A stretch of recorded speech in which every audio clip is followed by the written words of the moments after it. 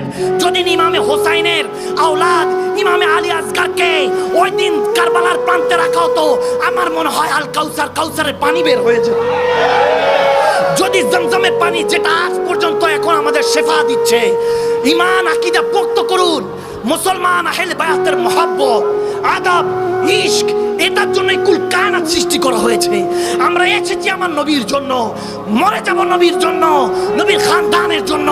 আর সেই খানদান যারা এই উম্মতের জন্য কেঁদেছেন, যখন আম্মা জানরা বলতেছে ইয়া হোসাইন, আপনি ছোট 6 মাসের বাচ্চাকে নিয়ে যান, বাচ্চাদের দিকে তাকিয়ে হয়তো পানি দিয়ে দিবে।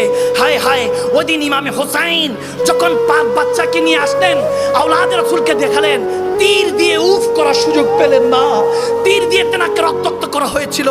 ওই দিন ইমামে হোসাইন শিশু আলী আসগরের রক্ত মোবারক নিয়ে আল্লাহর কাছে দেখাচ্ছিলেন, আল্লাহ তোমার নবীর উম্মতের জন্য, আর কিছুর জন্য না, তোমার নবীর উম্মতের দিন কায়েমের জন্য।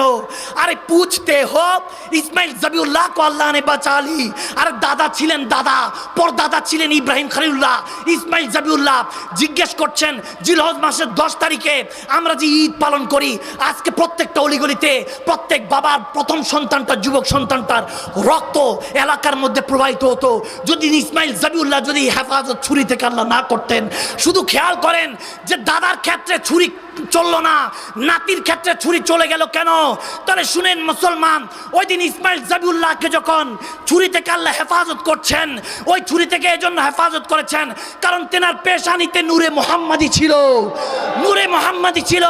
আর এই হোসাইনকে, নাতিকে ছুরি চালিয়ে দিয়েছেন কারণ দ্বীনে মুহাম্মাদি জিন্দা রাখতে চেয়েছেন। কি বুঝবেন?